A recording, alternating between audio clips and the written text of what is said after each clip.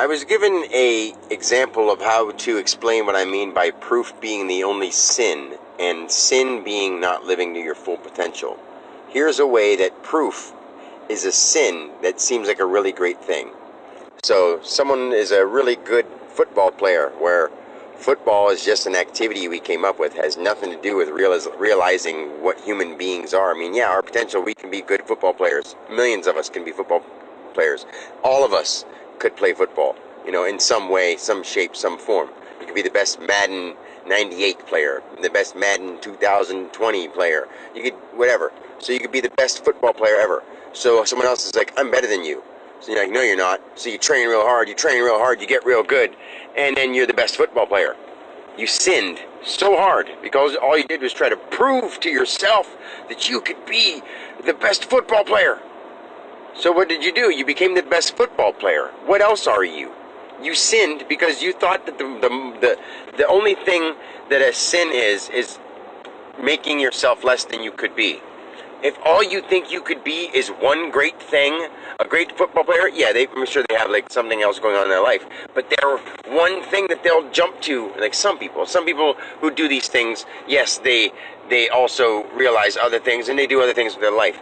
But I'm saying in the process of those certain things, to be the best as someone else telling you are, to be like, oh yeah, they went down in the history because they were the best of all time. Like, to be known that way and to self-accept it that way is a sin. For someone who's like, I'm the best at it, is a sin.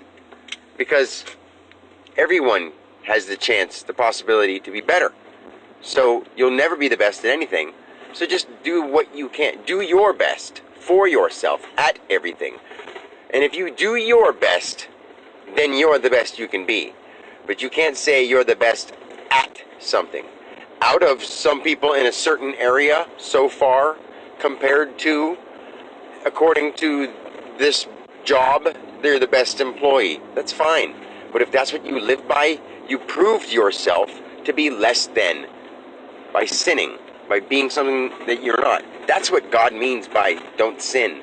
Don't settle for less than you are. And you are God. You can be everything. So there's a total weird misconception of what sinning is.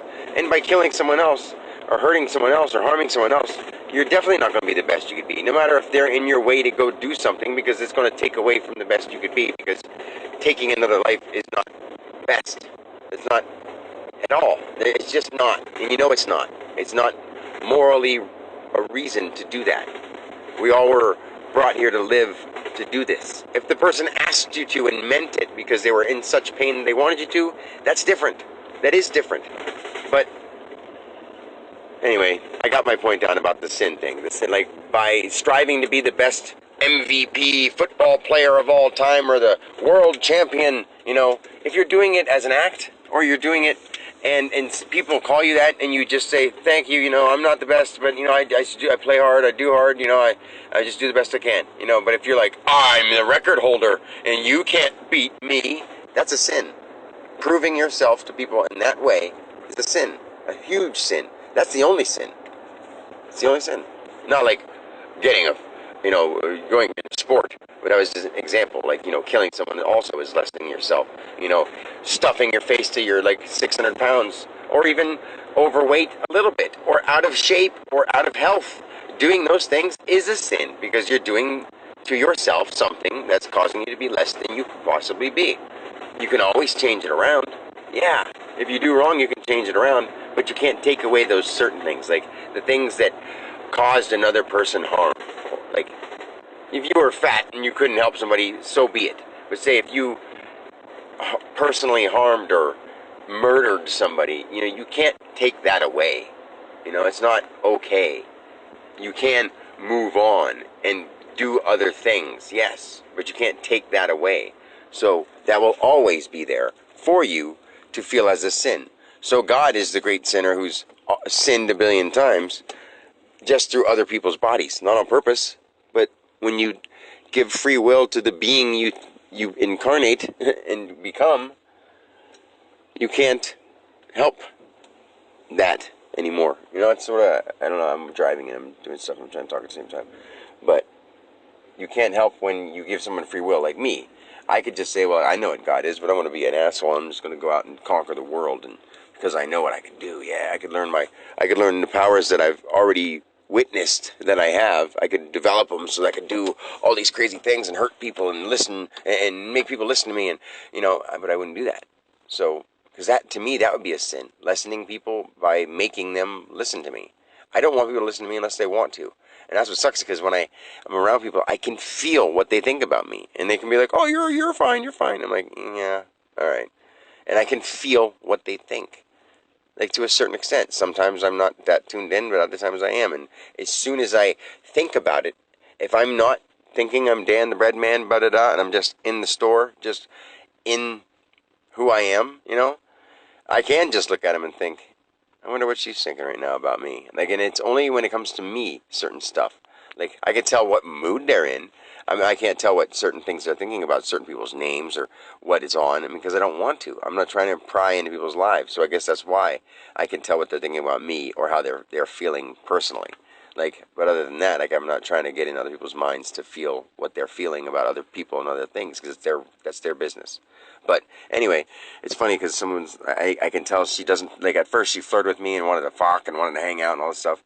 And I told her about my spiritual stuff, and I'm not really that all into sex, although I'm really good at it. It's not that important to me, and I don't want to just hook up with someone who thinks that I'm just going to blow off other stuff because they're offering me sex and they look nice. So what? Sex, whoopie-doo. It's the last thing on my list. It's not a very big priority at all. And then since I said that, she's been totally different. And she's like, "Hey, Dan." And then she's always like, "You're so sexy." And now she's just like, "Hey."